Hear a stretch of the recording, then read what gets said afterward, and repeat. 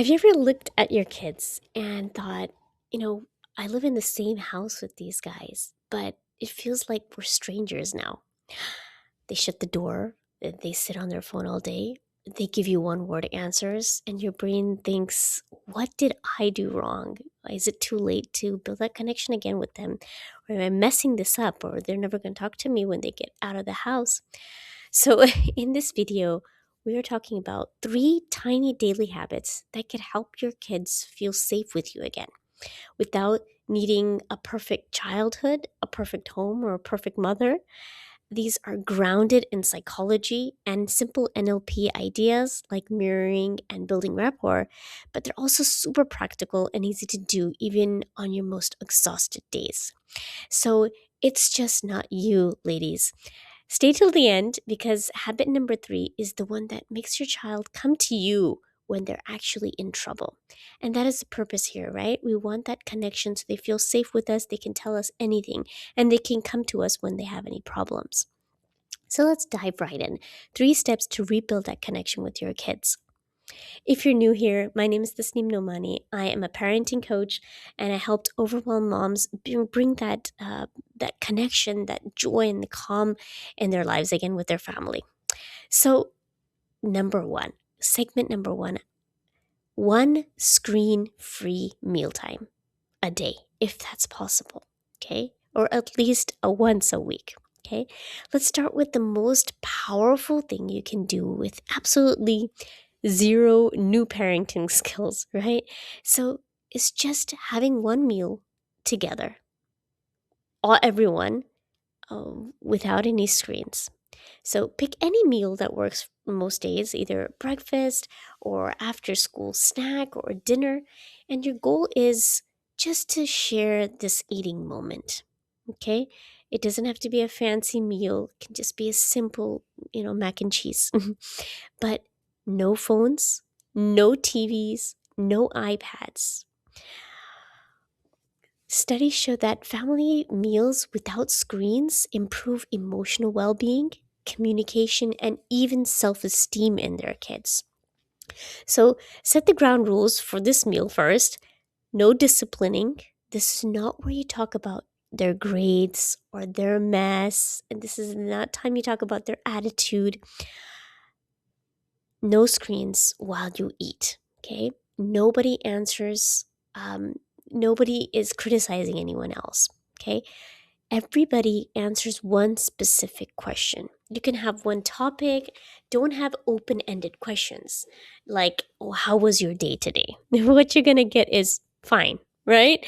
So ask specific questions like, what is the funniest thing that happened today? Who did you sit at lunch with today? What's one thing that annoyed you today? What thing that frustrated to you today? Um, what was really difficult for you today? So specific questions wake up that brain and pull up actual memories. So it makes it easier for them to talk, easier for them to communicate. So that's a basic psychology principle, right? The more concrete the prompt, the easier the recall, right? So at this meal, your only job is to be curious and present, not to fix, not to teach, not to correct them. This turns mealtime into an emotional glue instead of a courtroom. Okay? And that's when people start speaking up and you can talk, you can laugh, and you can joke. Okay? So try this. Number two, to build that reconnection, 10 minutes of one to one time. All right, this is where moms usually tell me, I don't have time for this. But you just don't realize that it's just literally just 10 minutes, okay? So choose 10 minutes a day per child, okay? Not multitasking, no lecturing, no while I'm also cooking kind of connection. Real, one-on-one time. Research shows that one time shows that even a few minutes of undivided attention improves emotional security, communication, and behavior because the child's brain gets a clear message that, you know what, I really matter. I'm seen, I'm loved. And that is really crucial at a young age. So, how to do this? You can walk around the block after dinner just with one of your child. Sit on the floor, do a puzzle, color, draw, drive together, just go for a drive together, or just lie on the bed and talk before the bedtime. Just sit down next to them while they're sleeping, they're beginning to go to sleep. Let them choose the activity um, when it's possible. So that choice increases the buy in and gives them a sense of control, which is huge for, you know, anxious or frustrated kids when they're not able to communicate their emotions.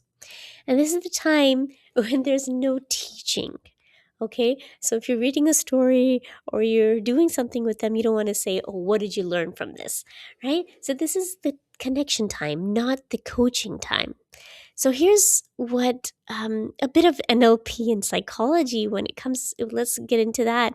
So when you gently mirror their body language and energy, that is what that builds the connection. They feel that you understand them. If they're slouched and quiet, you want to soften too. If they're excited and bouncy, you raise your energy a little too, right? With our young ones, if they're in that mood to play, jump around with him, play a little game with them. Mirroring builds unconscious rapport and tells their nervous system, you're safe with me. Okay? I'm with you all the time. So think of this as a daily emotional vitamin.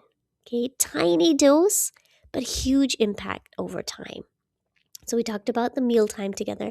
We talked about 10 minutes a day. You can divide. So one day you're with one of your child, the other you're with your teen, the other you're also with your partner. Okay, don't forget them. All right. The third habit um, that nobody really taught us how to do, but it changes everything when the relationship already feels tense. Okay, so when you have an argument with one of your kids, um, this micro repair does so much. Okay, remember that emotional deposit that we talked about.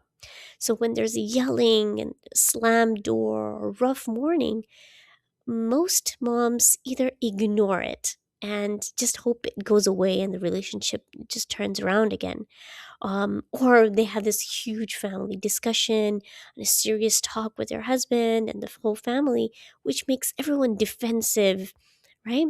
So psychology and attachment research shows that relationships don't need perfection, right? They need repair. Small, consistent repair builds trust and reduces shame in the kids. So if there's a lot of emotional withdrawal from that bank account, you need to go back and deposit the emotions, the positive, you know, deposits. So a micro repair moment could sound like this, okay? Um, hey, about this morning, I didn't like how we spoke to each other. Let's work on that. That tone wasn't appropriate. Want to tell me what's going on? Okay. What about something like earlier when I snapped at you about the room? I was stressed, and it was really frustrating for me to see that mess in your room. I understand that you're really busy. I'm sorry. Can I help you clean it up together? Okay. So it's not blaming them, it's not shaming them or putting that in that guilt, but from that NLP perspective, you're reframing the story. Instead of, when things go wrong, I get blamed. Okay, so the kids don't feel that they get blamed all the time. Your child starts learning, when things go wrong, we fix it together, and I am still loved no matter what the situation is, right? No matter how messy I am, no matter how bad my grades are. So you are modeling emotional regulation and accountability when you apologize. Or you say that, okay, I was in the fault too. So which their mirror neurons pick up and copy over time. So they realize, okay, I was also in the wrong. So children naturally mirror the behavior of trusted caregivers.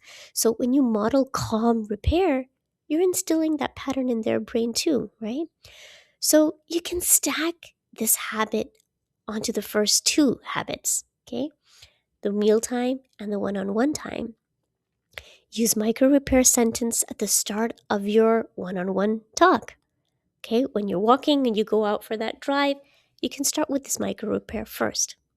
Or right before that screen-free meal time, you can say a couple of words before. So tiny sentence, but a massive shift in the story your child holds about you. If you're listening to this and you're thinking, okay, I love these ideas, but still I lose my temper, I still yell, and I still feel guilty at night, and it's like on this autopilot, you are exactly who I created my free parenting workshop for. Okay, over 200 women have already signed up for this and they're benefiting from the free workshop. You'll understand what is actually happening in your nervous system when you yell or shut down. You learn simple, realistic tools to stay calmer, repair faster, and you get more connection scripts and rituals like the ones in this video they can start using the same day. So if you're ready to feel less like the angry mom and more like the safe place for your child, click the link in the description for the free workshop. And remember, it's just not too late. If you think it's too late, they're older now. One meal, 10 minutes, one micro repair, and that's how you start changing the atmosphere in your home today. I'm so glad you're here. Thanks for being here. Assalamu alaikum. I'll see you in the next one.